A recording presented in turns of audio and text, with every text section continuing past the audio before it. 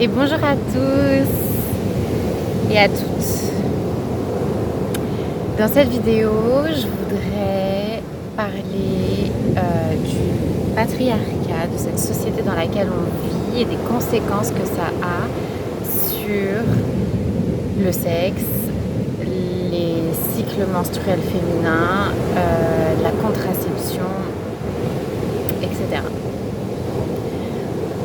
En fait, cette société fonctionne telle que c'est comme le médecin. On va chez le médecin ou on va à l'hôpital pour mettre des pansements ou régler le problème, soi-disant. Mais sauf que c'est déjà une conséquence de quelque chose de plus profond. Donc on ne vient pas soigner ou mettre de l'attention, tout simplement, de mettre de l'attention sur la cause de la maladie. Et du coup, globalement, en fait, c'est pareil pour la contraception.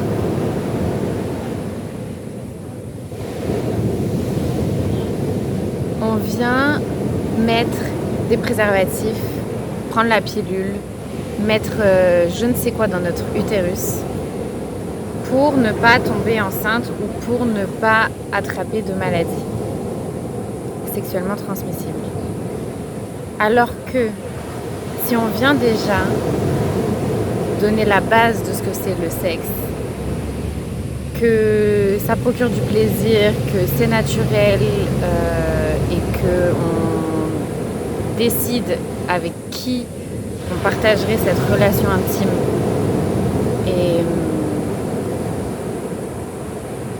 et comment et depuis quel espace, alors il n'y aurait pas autant besoin de devoir prendre une pilule du lendemain parce qu'il s'est passé une catastrophe ou de devoir mettre des préservatifs parce qu'en fait on n'a pas confiance en la personne en face de nous, clairement.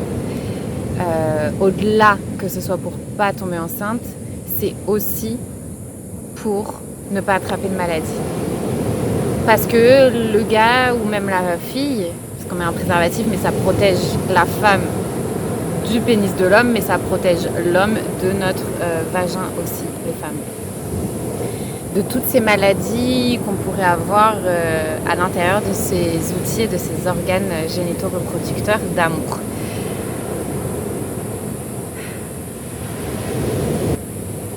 De nouveau, je ne suis pas là pour dire c'est bien ou c'est pas bien. Je suis là pour donner ma perception de qu'est-ce qui se passe dans le monde actuel et depuis des milliers d'années et l'impact que ça a sur la sexualité et les relations intimes.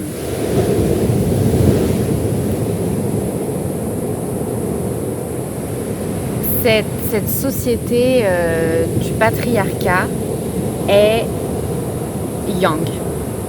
Si on prend l'élément yin et yang, le yin, ça représente la femme, la féminité, la sensibilité, la vulnérabilité. Et le yang, ça représente l'homme, le masculin, l'expression, le faire, le penser, le rationaliser. Et ça vient du symbole du yin et du yang dans la tradition chinoise. Et en fait, c'est un concept complètement universel. Pourquoi ? Parce que tout l'univers, et nous aussi, on est formé des polarités mâles et femelles. C'est comme ça que ça fonctionne, même pour une prise d'électricité.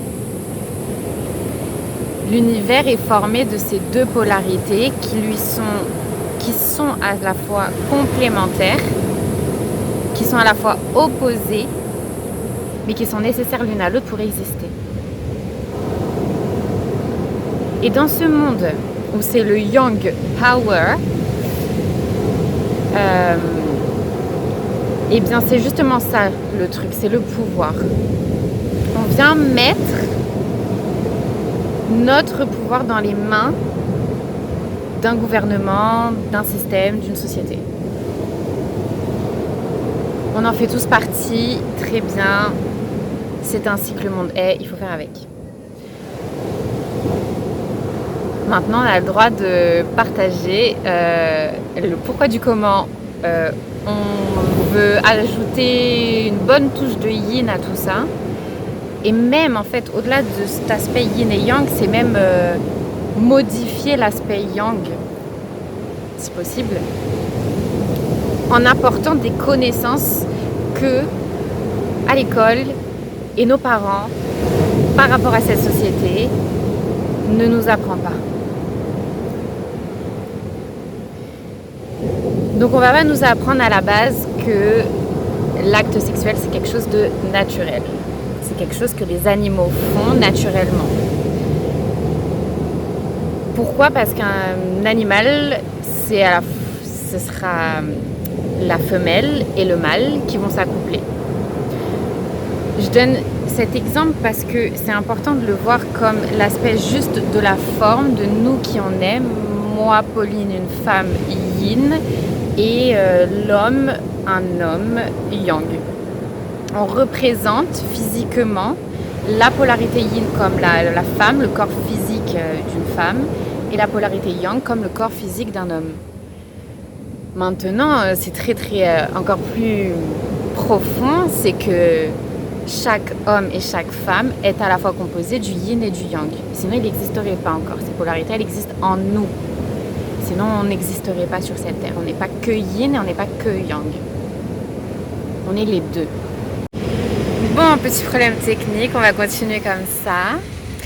Donc déjà, si on nous apprenait à l'école ces deux animaux-là qui s'accouplent, pourquoi ils s'accouplent ? Parce que ce sont des cycles reproducteurs naturels. Et qu'est-ce qu'on retrouve de commun avec nous les humains ? C'est que la femme, elle a aussi ses cycles menstruels, ses cycles reproducteurs naturels.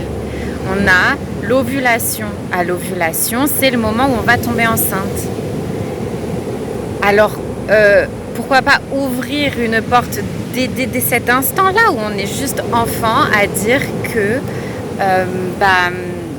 pendant l'ovulation, c'est sûr que si on a une relation intime sexuelle, on risque très probablement, et peut-être pas, mais c'est le moment où on est prête à recevoir le spermatozoïde dans l'ovule pour créer l'embryon et le bébé. Alors, déjà, ça ouvrirait la voie donc à cette conscience de cette peur en fait de tomber enceinte, cette peur de faire tomber enceinte aussi. Parce que c'est pas que la femme qui est incluse là-dedans, l'homme aussi. C'est une responsabilité mutuelle. Ah, ça changerait beaucoup de choses.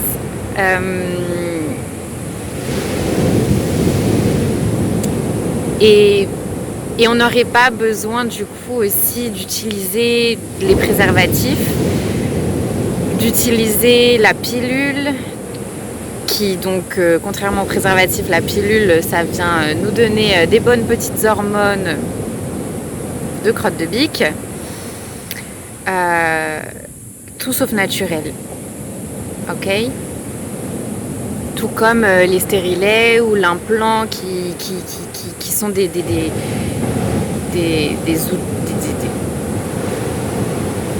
instruments qui nous empêchent même les femmes d'avoir nos règles. Donc on est vraiment complètement coupé. Et c'est vraiment complètement pas naturel.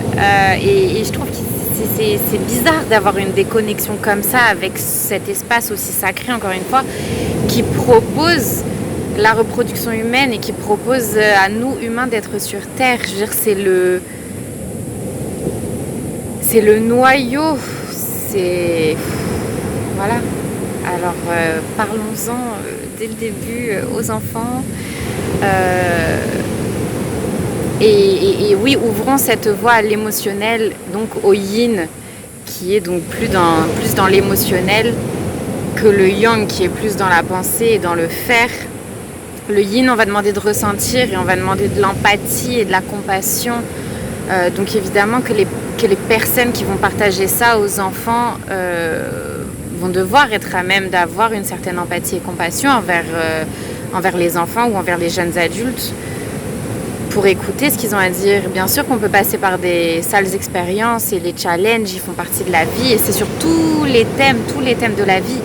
Donc le sexe en fait partie.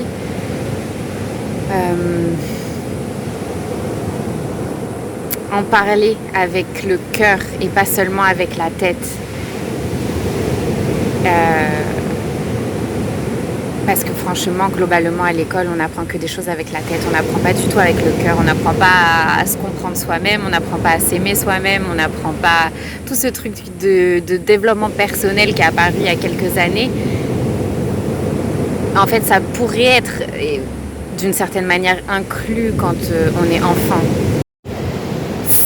C'est la base. C'est la base que d'apprendre à se connaître. Et ensuite d'apprendre à relationner avec les autres, donc d'apprendre à connaître les autres, d'apprendre à comment on entretient une relation avec les autres, comment on les écoute, comment on se protège. C'est un équilibre des deux. Et dans cette société, on n'apprend que à se protéger, n'est-ce pas ? On met les masques, on met les personnages, et on se protège, et on se protège, et on se protège, et on met les préservatifs, et on prend la pilule, et on se protège, et on se protège, et on se protège, et on se protège. Et on met de la séparation constamment quand cet acte sexuel est l'union sacrée du féminin et du masculin. Donc c'est l'union sacrée. Dans cette société, voilà, où on se protège. On passe son temps à se protéger et à penser et à rationaliser tout. Donc pourquoi pas apporter une ouverture sur le ressenti, sur la sacralisation, sur l'union plutôt que la séparation et pas sur une base de je ne me connais pas. Parce que si je ne me connais pas, je peux pas m'aimer complètement, sachant qu'on apprend tous les jours, donc à chaque fois il y a des trucs nouveaux qui apparaissent, ça ne s'arrête jamais.